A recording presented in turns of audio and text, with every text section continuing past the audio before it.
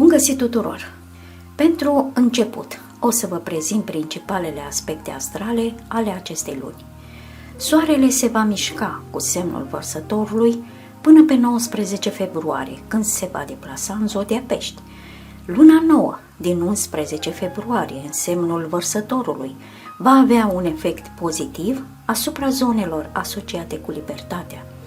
Va exista un interes crescut pentru cunoaștere și comunicare. De asemenea, este o perioadă bună pentru lectură, studiu și activități științifice. Mercur, Jupiter, Venus și Saturn își vor uni toate forțele și vor începe să exercite o mare putere. Luna plină din 27 februarie, în semnul Fecioarei, ne va face să gravităm către activități practice. În dorința de a corecta lucrurile, s-ar putea să ne găsim cu ușurință reorganizând și regândind planurile. De asemenea, problemele de sănătate ar putea intra în centrul atenției noastre. Este posibil ca organismul nostru să fie mai intolerant la produsele alimentare de calitate slabă și la substanțele nocive. Această zi este potrivită pentru începerea unei diete. Pentru săgetători vor fi împărtășite atât aspecte astrale bune cât și rele în această perioadă. În februarie vei fi stabil, atent și vei crede în perfecțiunea lumii din jurul tău. Din păcate, luna te va face să deschizi ochii către lume într-un mod diferit. Va fi dezvăluit un secret de lungă durată care va fi neplăcut pentru tine. Este posibilă o confruntare și conversații epuizante. Pentru unii nativi, astrele vă promit sprijin, simpatie, contacte bune în lumea artelor și a politicii. Pe alții îi vor face să se teamă de relațiile cu cei din jur, de lipsa deschiderii intelectuale. Dar pentru majoritatea nativilor va fi poate o mare preocupare pentru ceva pentru care nu putem găsi soluția și de aici să rezulte negativitate și anxietate difuză. Foarte des în acest timp, problemele voastre obișnuite ar putea deveni disproporționate din cauza sensibilității voastre exacerbate de un mediu astral electric. Acest lucru riscă să te cufunde în cea mai întunecată latură dintre abisuri. Imaginația ta fertilă va începe să înnegrească imaginea cu plăcere și vei ajunge să fii confuz dacă nu încerci să te aduni. Stai departe de pesimiști, nemulțumiții veșnic, chiar dacă acum te fascinează. Cu timpul, judecata ta va deveni mai obiectivă și îți poți folosi în cele din urmă imaginația superbă în scopuri mai constructive. Amintește-ți că pesimismul este în starea de spirit și optimismul este în voință.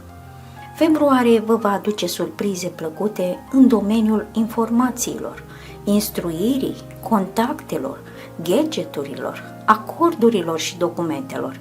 Ar fi greu să găsești o perioadă pentru carieră mai pozitivă decât aceasta. Vei fi puternic motivat să îți atingi ambițiile și proiectele. Dificultățile nu te vor opri, ci dimpotrivă, de această dată te vor stimula. Cu toate acestea, ferește-te de impulsivitatea ta și nu încerca să te grăbești.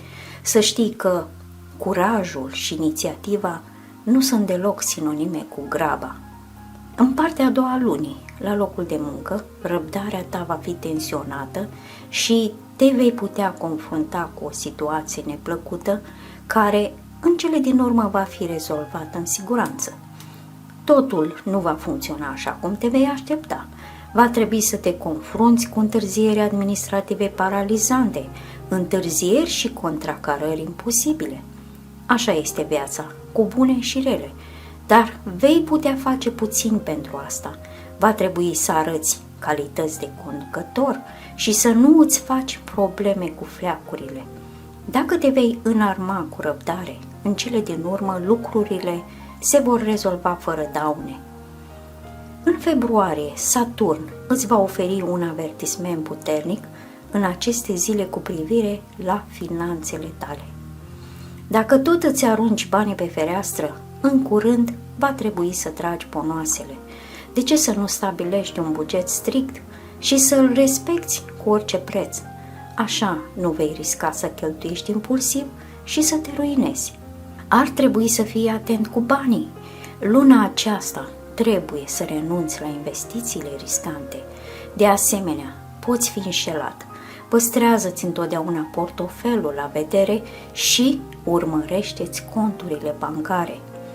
În partea a doua a lunii, Jupiter va favoriza valorile mobiliare. Deci, dacă ai de făcut o investiție, ar trebui să mergi pe piața imobiliară. Acest lucru îți va aduce noroc în acest moment destul de tulburat. Dacă este posibil, asigură-te că soliciți sfatul experților. De asemenea, dacă ești în căutarea de cazare, în aceste zile vei avea cele mai mari șanse posibile de a o găsi.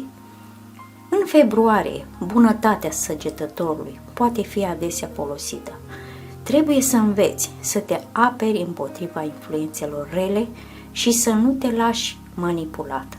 Dar Venus se va asigura că te afli pe aceeași lungime de undă cu partenerul tău și veți trăi momente divine și de neuitat. Dar nu trebuie să vă pierdeți luciditatea pentru toate acestea.